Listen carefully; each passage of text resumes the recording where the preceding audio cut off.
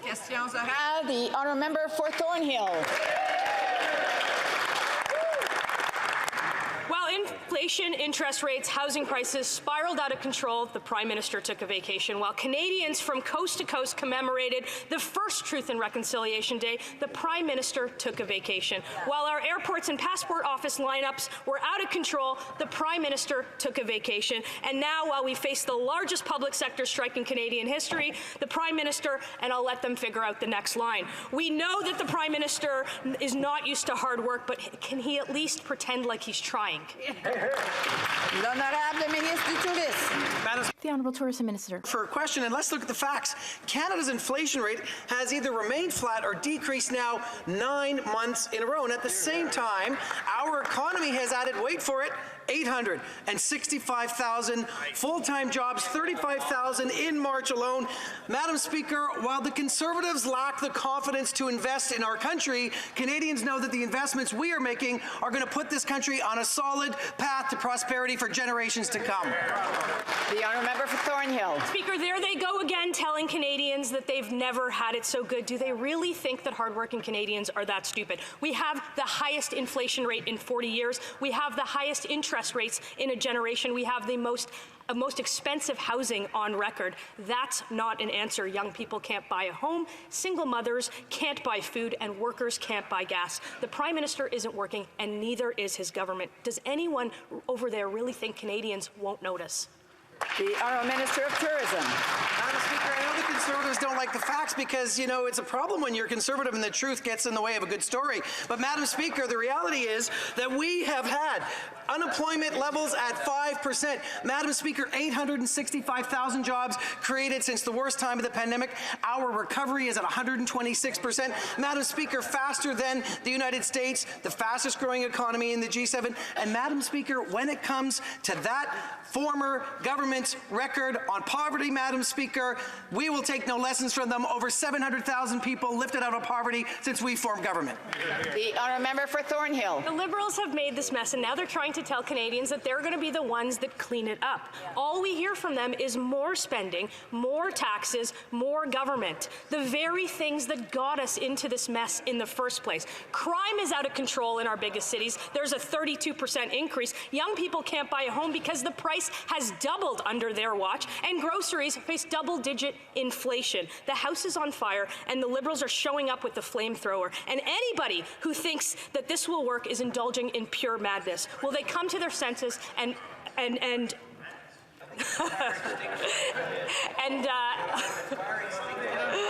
get out of the way? The Honourable Minister of Families, Children and Social Development. Actually, Madam Speaker, when the country was on fire, so to speak, because we were experiencing the biggest health and economic challenge in a generation because of the COVID pandemic, our government came with a fire extinguisher because we were there to support millions of Canadians, whether it was through the Canada Emergency Response Benefit, whether it was through the Canada Emergency Business Account, whether it was through the Canada Emergency Wage Subsidy, or what about the millions of vaccines that we provided to Canadians and the additional support we provided to provinces and territories to get us through the pandemic. Thank you, Mr. Speaker.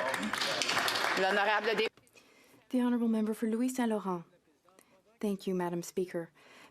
Madam Speaker, the Prime Minister is in New York, jet-setting with his buddies.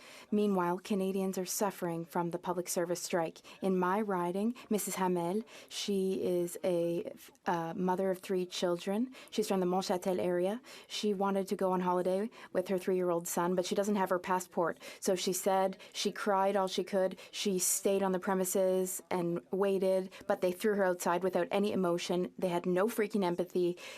They refused to let a 3-year-old go on holiday with his parents. So when is the Prime Minister going to get directly involved to resolve the strike? Children and Social Development. Merci, Madame la Présidente. Thank you, Madam Speaker. I thank you, my colleague, for this question. Unfortunately, passports are not considered essential. That's in the legislation, in the law. Unfortunately, during the strike, we cannot process passport applications. We understand that this has an impact on Canadians. That is exactly why we are at the bargaining table with the union, because we want to solve this issue. We want to end the strike soon because there are real consequences for Canadians. The Honourable Member for Louis Saint Laurent.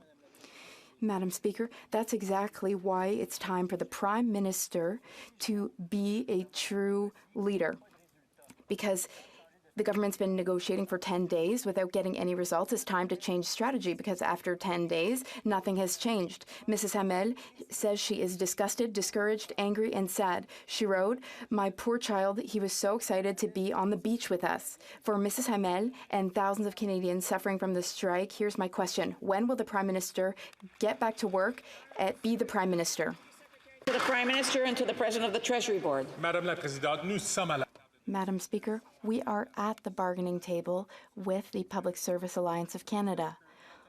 I can tell you that our goal is to resume regular activities and services as soon as possible.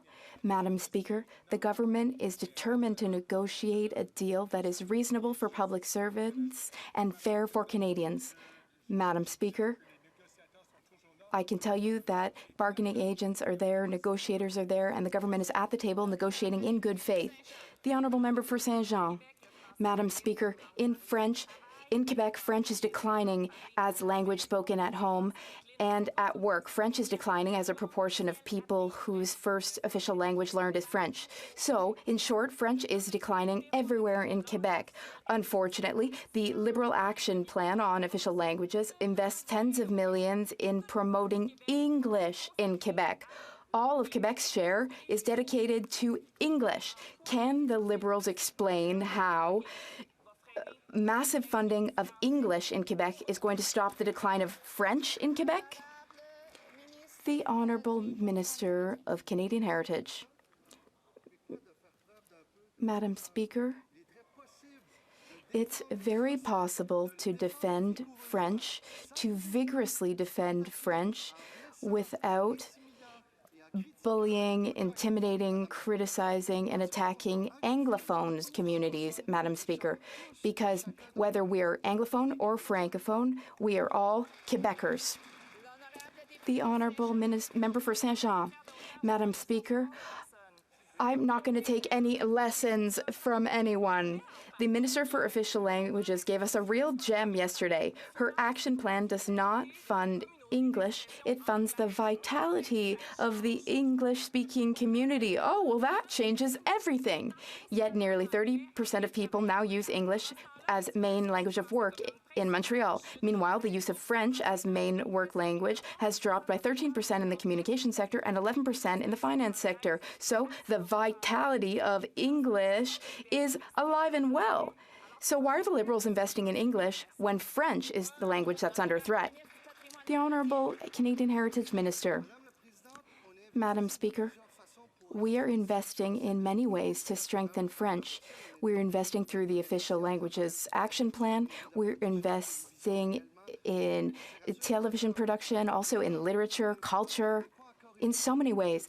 But, Madam Speaker, the Bloc Québécois should stop trying to pit Anglophones against Francophones, Madam Speaker. The Bloc should understand once and for all that whether we are an Anglophone Quebecer or Francophone Quebecer, each and every one of us is, at the end of the day, a Quebecer.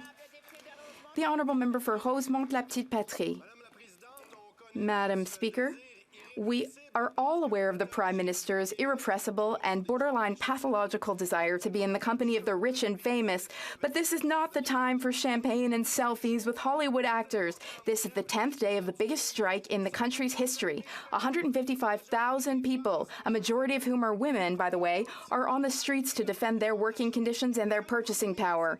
Is the Prime Minister so out of touch that he doesn't understand that these workers are just fighting to avoid becoming poorer?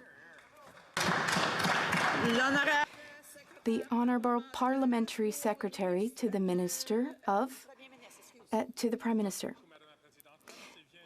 Thank you, Madam Speaker. As I just said, we are at the bargaining table. The Canadian government is negotiating in good faith. The unions are still at the bargaining table too. I know how important this work is. We we acknowledge that it's important because the public servants, we value the work they do. They provide essential services. We need to give them fair wages, but we also need to find a solution that's fair for Canadians too. Griesbach. Today, as we mark the National Day of Mourning, we remember all those killed or injured on the job. It's been over 20 years since the Westray Act was passed, a legal framework for workplace health and safety, and it imposes serious penalties on unsafe workplaces. Yet the Liberals have refused to properly educate law enforcement or take steps to enforce it. It's shameful for all workers who continue to be put in dangerous situations. Why does this government continue to ignore workers who deserve protections on the job? Will they enforce the Westray Act? The Honourable Parliamentary Secretary to the Minister of Labour. Thank you, Madam Speaker, and I wish to pass on my sympathies to the member who I heard is SO31 with his father's passing on the job, because one worker's death is too many workers' deaths.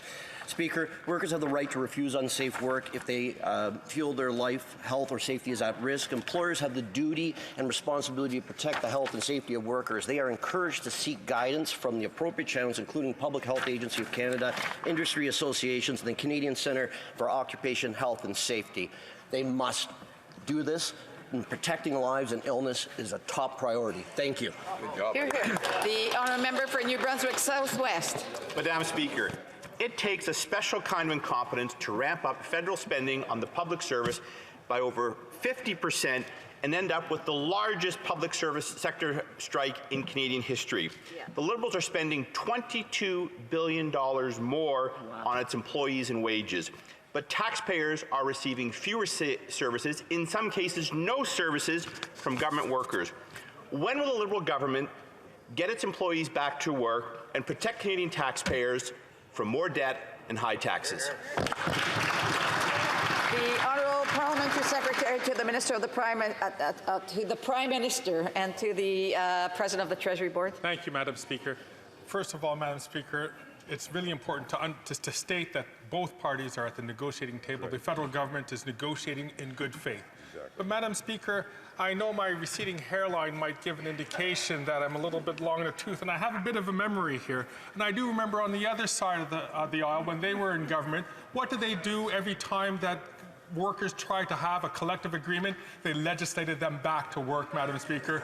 We believe in having a negotiated settlement that is fair for workers and is reasonable for Canadians.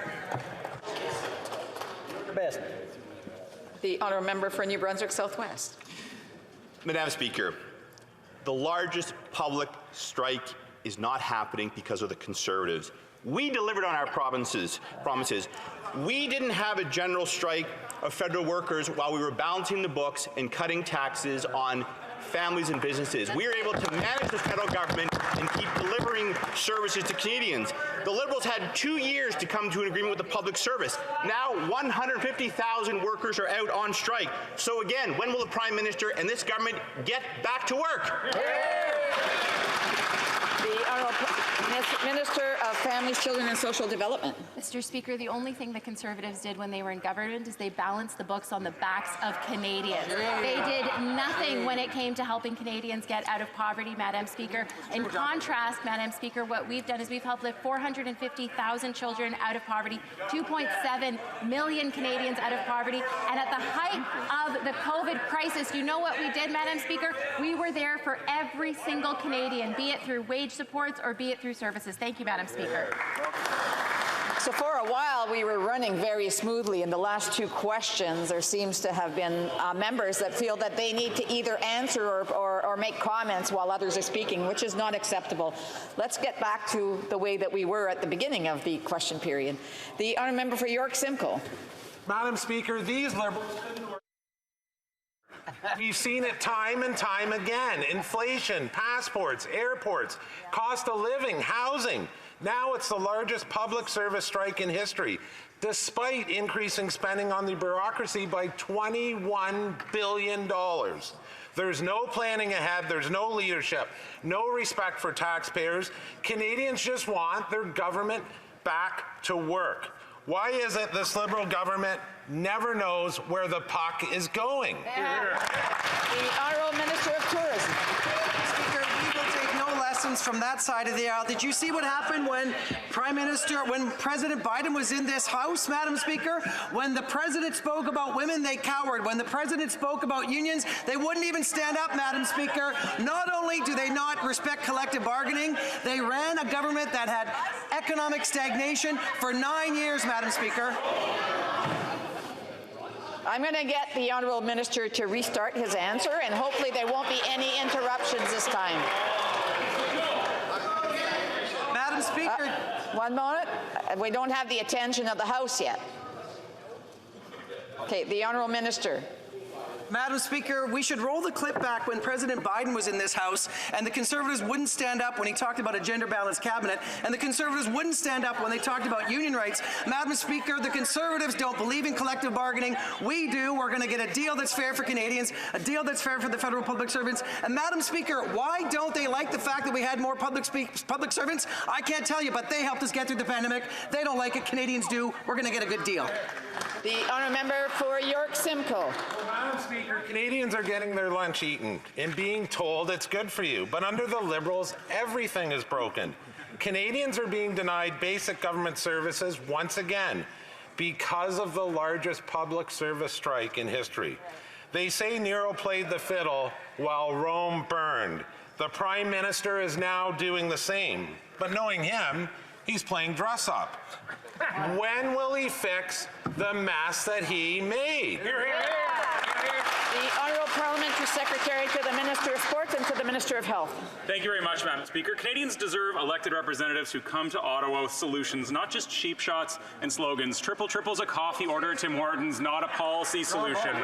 It's not a valuable contribution to the debate in this House, but Budget 2023 invests in solutions like dental care for uninsured families, like investments in mental health, like more doctors and nurses to reduce wait times and make sure that Canadians can get the procedures and the surgeries that they need. When will the Conservatives propose some solutions instead of just these childish slogans? Some solutions, everyone. That's what Canadians need.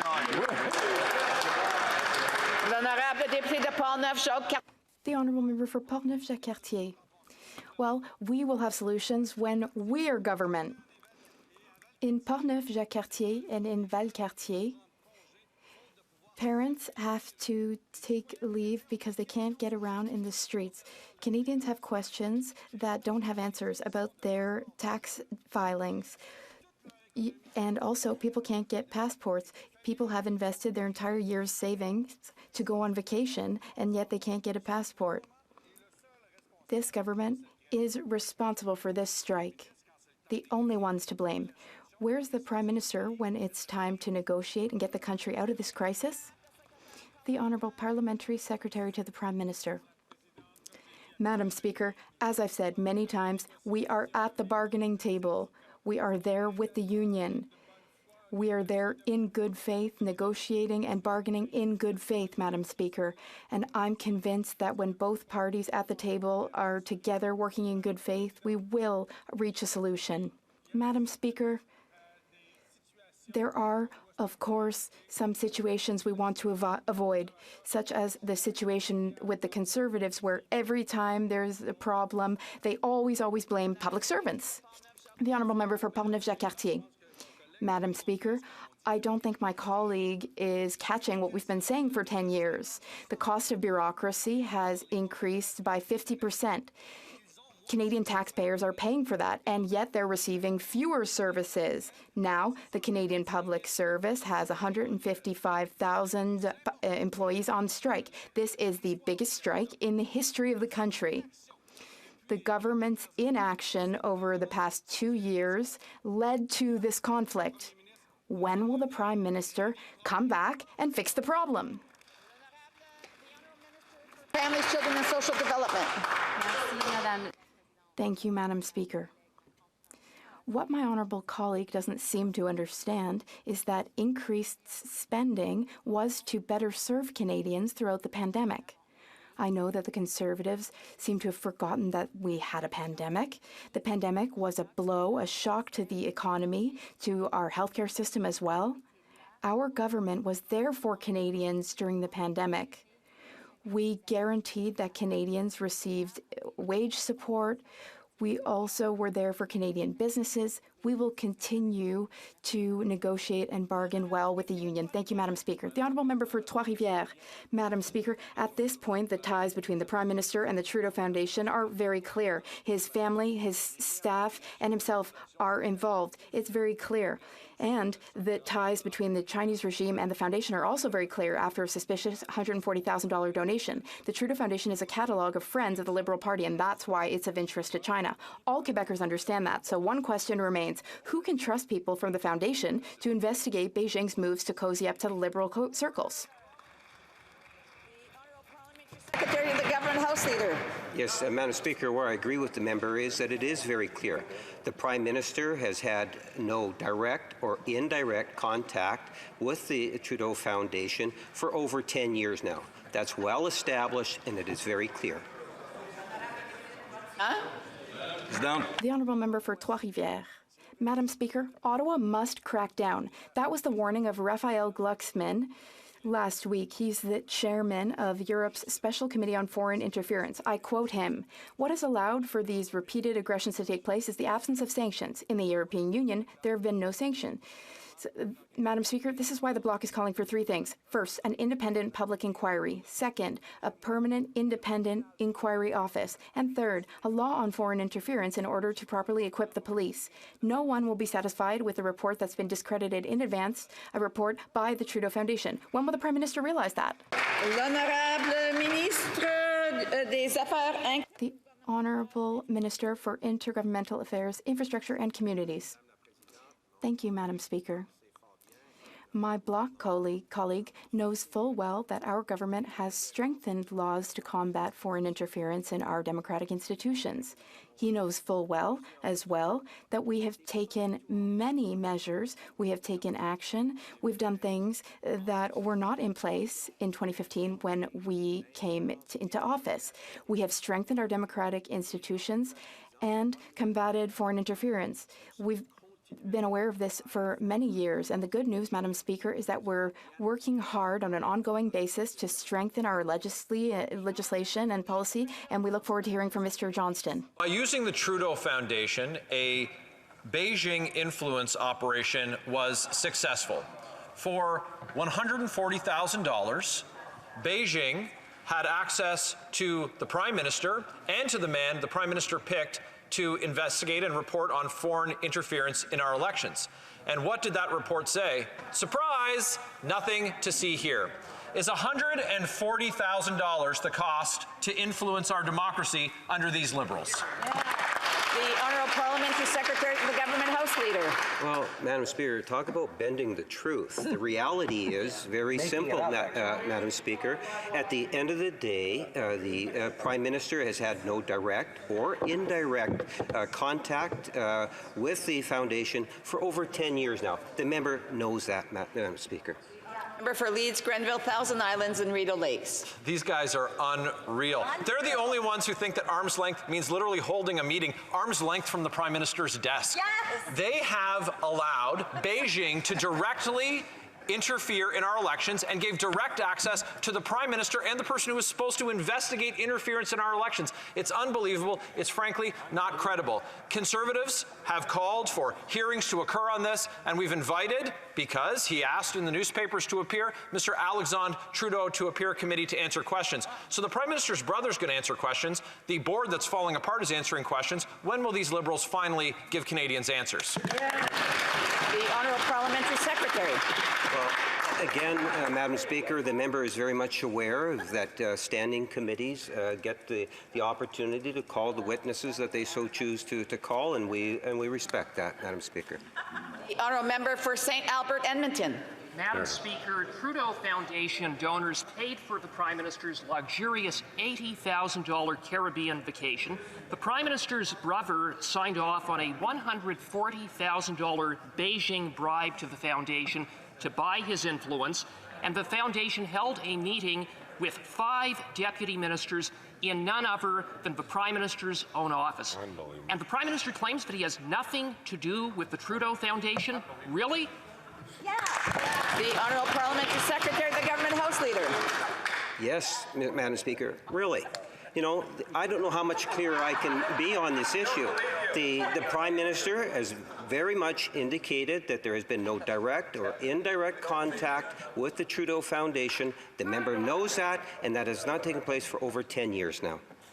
The honourable member for St. Albert Edmonton. Madam Speaker, there's more. The Prime Minister appointed the former president of the Trudeau Foundation to whitewash Beijing's interference in the 2021 election, interference to help him get re-elected. Convenient appointments, paid vacations, meetings in his office, and Beijing bribes, all connecting this Prime Minister to the Trudeau Foundation. When will the Prime Minister and this government stop insulting the intelligence of Canadians and admit that he's closely connected to the foundation that bears his name? The Honourable Parliamentary Secretary. Madam Speaker, to the member, tin hats are on sale on Amazon. You know, really, Madam Speaker, I've been very, very clear on the issue. The Prime Minister has not had direct or indirect contact with the foundation now for well over 10 years. The honourable member for Winnipeg Centre. Madam Speaker, while the Prime Minister is smoozing with billionaires, bankers, and taking selfies with Hollywood stars, 155,000 civil servant workers are on day 10 of their strike. In Winnipeg, 9,000 workers are on the streets waiting on this Prime Minister to deliver a fair wage to keep up with inflation. The Prime Minister's lack of attention, quite frankly, is disrespectful, Madam Speaker. When will the Prime Minister get to the negotiation table to deliver a fair deal that workers deserve? Yes. Honourable Parliamentary Secretary to the Prime Minister and to the President of the Treasury Board. Madam Speaker, let me make this perfectly clear. The negotiators for the federal government are at the table. The negotiators, and they're negotiating in good faith. The negotiators for the unions are at the table, and they are negotiating. Madam Speaker, the best deal to happen is at the negotiating table, and if they work together, I'm confident that they'll come to an agreement. The honourable member for Port Moody, Coquitlam. Madam Speaker, migrant workers in the care economy are essential. They deserve respect and they deserve to stay here if they choose. They take care of our aging parents, grandparents, and loved ones. The Liberals must grant permanent residency for migrant workers and their families, so they have the same protections and rights as any Canadian worker. When will the Minister of Immigration grant permanent residency for migrant workers in Canada? L'honorable secrétaire parlementaire pour le ministre de l'Immigration et de Citoyenneté canadienne. Thank you, Madam Speaker, and I want to say thank you to the member for her question and for advocacy for caregivers in our countries. You know, as a former social worker, Madam Speaker, I know the hardship of caregivers, and I also have worked with caregivers in many of my roles before entering politics. And Madam Speaker, we have announced that we're reducing work requirement from 24 to 12 months to help reduce the barriers to get a PR. We sincerely value the sacrifice of our caregivers. We will always try to help people. Merci, Madame la Présidente. L'honorable député de Sudbury. Madam Speaker, today is the National Day of Mourning, when we remember those who died on the job and commit to safer and more respectful workplaces for all. A safe workplace is a fundamental right of every Canadian worker. One death in the workplace is one too many. Can the Parliamentary Secretary to the Minister of Labour tell us what our government is doing to help ensure workplaces are safe for Canada's workers on this National Day of Mourning? The Honourable Parliamentary Secretary to the Minister of Labour. Thank you, Madam Speaker, and thanks to the member from Sudbury for continuing to support workers. Every worker in Canada has the right to a safe and healthy workplace and to return home safely at the end of their workday. On the National Day of Mourning, we pay tribute to all workers who have lost their lives, been injured, or fallen ill at work. As we pause to reflect, we also see April 28 as a call to continued action. As we honor the memory of those lives lost, we are rededicating ourselves to creating and fostering workplaces where all workers can do their best work knowing that they are physically and mentally safe, because one accident or one death on the job is one too many. Thank you. The honourable member for Lethbridge. We know that for years, Beijing has attempted to exert undue influence in Canada. But this is the very first government, the very first prime minister, who has willingly offered Beijing cash for access. The first government that's gone that far. $140,000 is all that it takes. It might as well be 30 pieces of silver. Why does this prime minister believe that our democracy is up for sale? The honourable parliamentary secretary, the government house leader. Yes, thank you, Madam Speaker. It's somewhat unfortunate that the Conservatives want to continue the partisanship of attack, character assassinations, and so forth, when there are so many different issues that Canadians are facing today. One of the budget announcements that I'm very proud of and feel that Canadians are very glad to see is the grocery rebate, Madam Speaker. That is putting money in the pockets of Canadians, somewhere in the tune of 11 million people will benefit by it, Madam Speaker. I think the Conservatives need to get in touch with what Canadians are really concerned about. We're starting to hear a buzz again of people who are thinking out loud, and I would ask them to please keep it for themselves for a bit, because it's not their time. The honourable member for Cypress Hills Grasslands. Well, thank you very much, Madam Speaker. They say that if you don't learn from history, you are doomed to repeat it. So you would think that the Liberals would have learned a lesson or two with their many failed firearms policies, but yet here we are. Rather than focusing on the violent criminals who are causing havoc in our streets, they would rather implement a buyback program from our lawful, law-abiding retailers. So, Madam Speaker, why won't the Prime Minister get back to work and focus on criminals rather than lawful citizens? The honourable parliamentary secretary to the Minister of Public Safety. Thank you, Madam Speaker. Combating crime is a complex issue, and rather than offering solutions, the party opposite wants to come up with catchy slogans and be obstructionist when it comes to the policies we're putting forward. We need to be dealing with mental health. We are providing options when it comes to housing. We are very proud of Bill C-21 and the things that are being put in there to get a handgun freeze and additional penalties on organized crime. Madam Speaker, we're taking an overall approach to dealing with crime, and I'm proud of what we're doing. Remember for Cypress Hills Grasslands. Well, classic Liberals, they don't want the facts to get in the way of a good virtue signal. But the facts are, Madam Speaker, that under the previous Conservative government, violent crime was down 20%. Under this Liberal government, violent crime is up 32%, and gang-related serious crime is up 98%. The Prime Minister would rather go on vacation than make sure that violent criminals stay in jail. So my question to you, Madam Speaker, is this. When will the Prime Minister take a permanent vacation so that Conservatives can fix what he broke? The honourable parliamentary secretary to the Minister of Public Safety. Today, the Minister of Public Safety is actually meeting with Secretary Mayorkas and Attorney General Garland from the United States at a cross-border crime forum, because we recognize that this issue transcends borders. That's why we've invested in the borders, something that the Conservatives voted against. That's why we've invested in law enforcement, why we've invested in communities, so that community programs can be put in place to divert kids from gangs. We're taking an overall policy position on this, and I'm proud of where we are, Madam Speaker. The Honourable Member for Montmagny-Lillet, Kamouraska, Rivière-du-Loup. Mr. Speaker, on the streets and in urban public transit, Canadians are feeling less and less safe, and that's because this Prime Minister is soft on crime. Violent offenders are released the very day that they're arrested, and gun crimes go unpunished and or do community service. Will this Prime Minister finally get back to work, punish violent criminals, and protect victims? The honourable parliamentary secretary to the Minister of Justice and Attorney General. Madam Speaker, Canadians deserve to feel safe. To feel and be safe. All governments have a role to play in this, Madam Speaker. We will not solve this problem with empty slogans and misinformation. We need to work together. In March, the Ministry of Justice met with the provincial and territorial counterparts to address the problem of violent repeat offenders. After a very productive FPT, we agreed our government would table legislation, and we look forward to working with all parties to get to the right solution on this, Madam Speaker. The Honourable Member for Abitibi-Témiscamingue. Madam Speaker, Ottawa has already reinstated Hockey Canada's funding, but there's nothing that's been solved in terms of sexual misconduct in sport. The Minister decided, without an acceptable inquiry and without waiting for the conclusions from FIWO, that this was fine.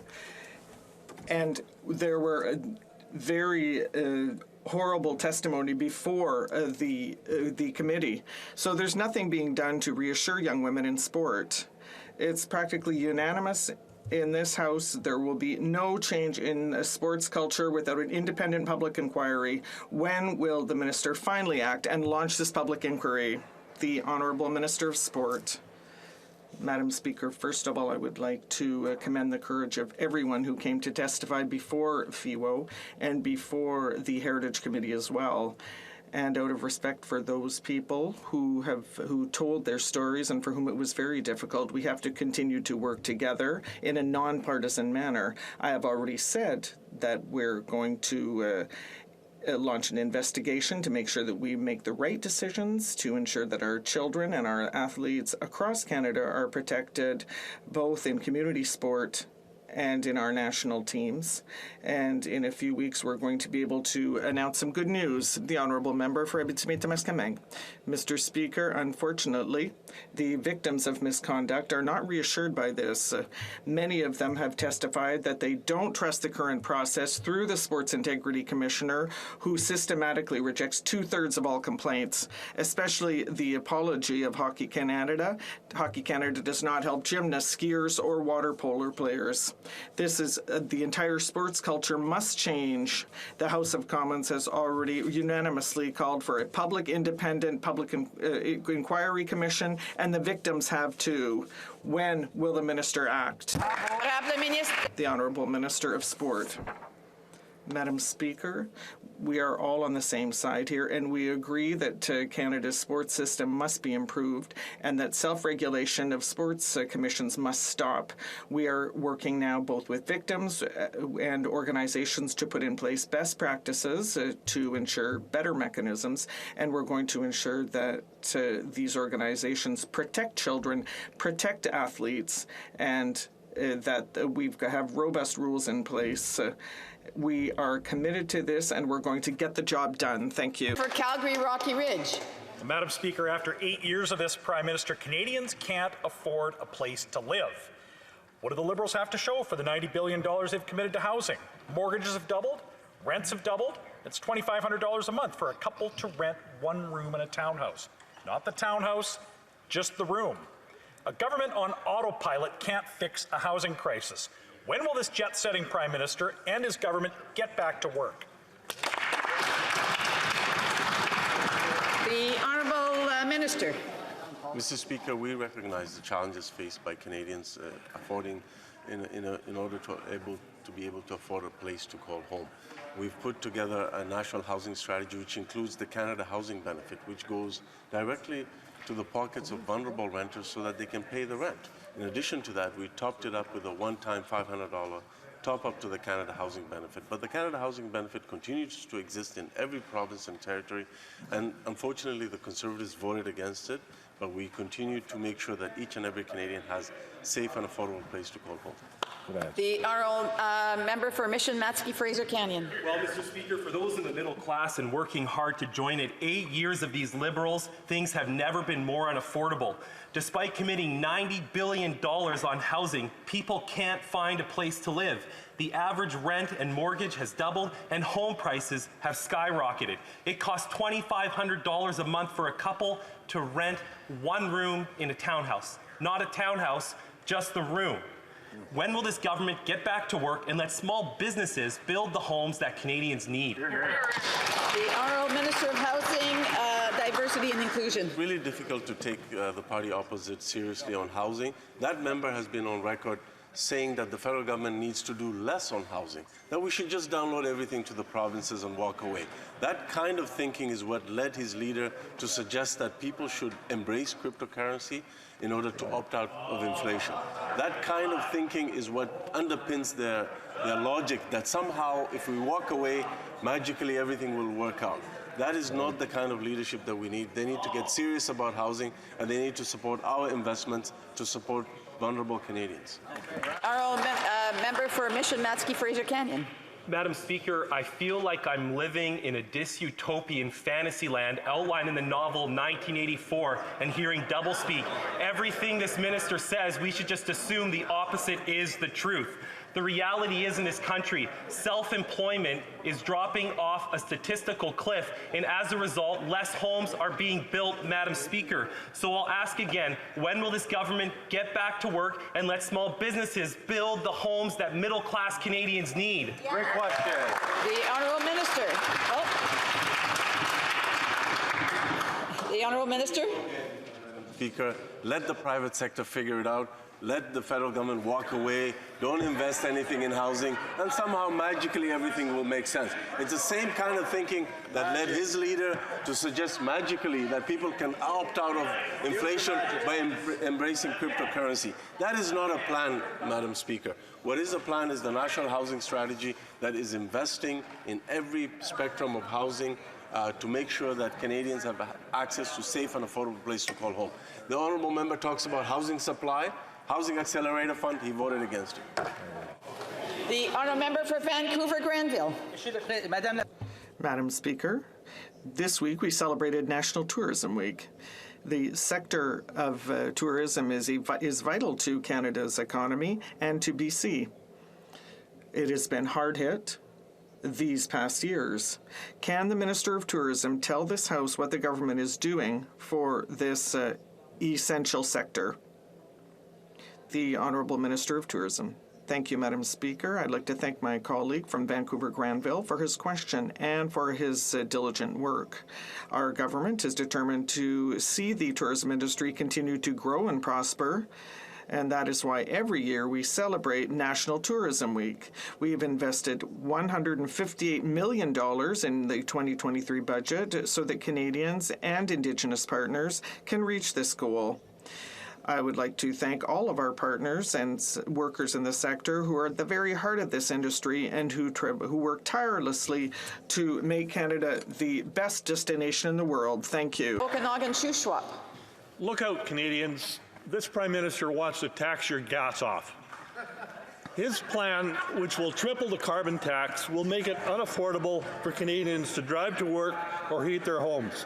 It is nothing more than a tax plan. His plan has failed to meet any emissions reductions targets, so now he's going to make you pay more. Yeah. Meanwhile, he's taking vacations burning taxpayers' gas. Will the PM stop saving his own gas and cancel his plan to triple the carbon tax? Parliamentary Secretary to the Minister of Environment and Climate Change. Well, Madam Speaker, much like the Conservatives would like to deny it, climate change is real. And you know what else is real, Madam Speaker? Those checks that are arriving in people's mailboxes beginning April 14th, Madam Speaker. In my home province of Manitoba, $250 a quarter, over $1,000 a month, Madam Speaker. But, Madam Speaker, you know what's not real? Some of the conspiracy theories that are purported by the other side and cryptocurrency, Madam Speaker. I wouldn't invest in cryptocurrency, Madam Speaker. It's a really bad thing to do. Honourable member for Elgin, Middlesex, London. Thank you so much, Madam Speaker. Canadians continue to struggle due to the soaring costs of fuel for their cars, homes, and their groceries. People on fixed incomes can't absorb the rising costs, and they don't have the opportunity to realize additional wages. This government is crippling Canadians financially, and to suggest that the carbon tax rebate covers the additional tax is absolutely nonsense. Madam Speaker, will the Prime Minister cancel the plan to triple the carbon tax? The Honourable Parliamentary Secretary to the Minister of Environment and Climate Change. Well, Madam Speaker, good news for Canadians. Starting April 14th, those checks began arriving in people's mailboxes. In Alberta, $1,500 per year, Madam Speaker, and that's over $350 a quarter, $1,000 in Manitoba. 8 out of 10 families will be better off, Madam Speaker. Those checks, as I mentioned, will arrive quarterly. That's going to help with cash flow. That's going to help with affordability, Madam Speaker. The Conservatives don't seem to be interested in either. The Honourable Member for Beauce. Madam Speaker, my question goes to the Minister of Agriculture. The Olymel Slaughterhouse in Vallée-Jonction in my riding, which employs 1,000 workers, announced that it was closing in December 2023. This will greatly affect the pork sector, not only in Quebec, but also in Ontario. 70% of Canadian pork production is exports, and yet the Minister has not mentioned this at all since the announced 2 weeks ago. What is she going to do to help workers, and especially pork producers who are going to be directly impacted by the closure of Olymel? The Honourable Parliamentary Secretary to the Minister of Agriculture and Agri-Food. Thank you, Madam Speaker. And I'd like to thank my colleague for the question. Of course, my colleague knows very well that the Minister is in Japan defending the interests of farmers in Canada. And obviously my colleague knows because he moved the motion that we're going to hear in the upcoming days concerning the Agriculture Committee. The Government of Quebec is committed to working hand in hand with Olymel. Obviously, Olymel made a business decision and has not reached out to us to find a solution, but obviously we're willing to work with the sector to defend the interests of farmers and workers. Thank you. I would just like to remind the members that he is not allowed to refer to who is in the House or not. And the other thing that I would like to mention is that I heard a telephone ring, so could you please ensure that your telephones are in silent mode and that they are not close to the microphones, because we want to ensure the safety of interpreters. Thank you. Thank you, Madam Speaker. Madam Speaker, too many people are the victim of sexual violence. We know how important it is for police services to have access to important tools like the National Sex Offenders Registry to investigate and prevent sexual violence. We also know going through the criminal justice system process can be hard for victims. Can the Parliamentary Secretary for the Minister of Justice tell us more about the new bill we introduced to protect Canadians against sexual violence and empower victims? Honourable Member, Parliamentary Secretary to the Minister of Justice and Attorney General. Thank you, Madam Speaker, and I want to thank my colleague from Calgary Skyview for this very important question, as well as his hard work in his community. We just introduced Bill S-12 in the Senate. It strengthens the National Sex Offenders Registry by requiring all offenders to register unless they can prove that they do not pose a risk to public safety. S-12 also gives victims more of a say in whether a publication ban is ordered, and gives survivors a clear pathway to modify or revoke a ban. Some victims want to protect their identity, others want to tell their story. It should be their choice, Madam Speaker. We look forward to the support of all of our colleagues in the House and Senate to ensure that Bill S-12 is passed quickly. Thank you, Madam Speaker. The Honourable Member Cowichan Malahat Langford. Madam Speaker, the Port Renfrew Chamber of Commerce and sport fishers in my community are really frustrated. Starting July 15th, Fisheries and Oceans will close a prime Chinook fishing spot off the coast of southwest Vancouver Island without doing sufficient consultation with locals or First Nations. These hardworking people rely on this fishing spot to earn their income and support their families. So why, Madam Speaker, why is the Minister yet again ignoring coastal communities and their expertise?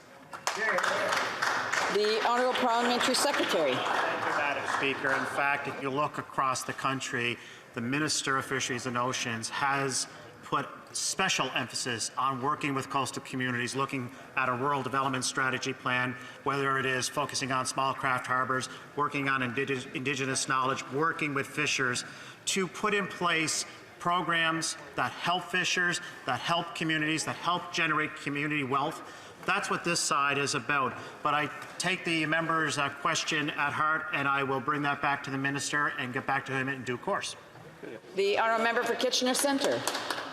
Madam Speaker, the Canada Summer Jobs Program is not only a financial lifeline for nonprofits, charities, and small businesses, it's a critical support for young people looking to get their start in the workforce. This year, though, the program's been cut by over 50%. That's 60 million less than even pre-pandemic levels.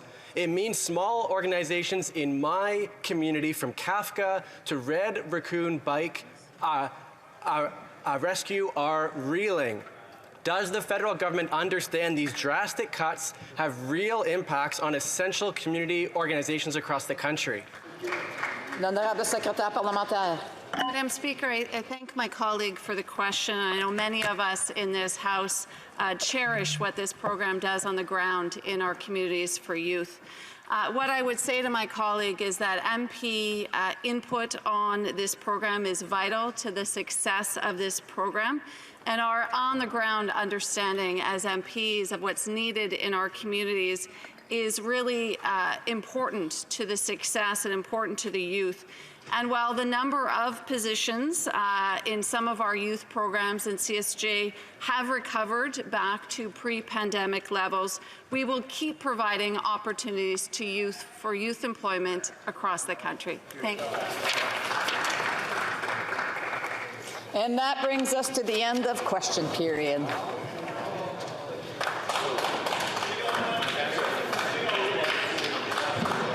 À la suite de discussion. Following discussions among the representatives of all parties in the House, I understand that there is an agreement to observe a moment of silence to commemorate the National Day of Mourning and to honor the memory of workers killed or injured at work. Members to rise for a moment of silence.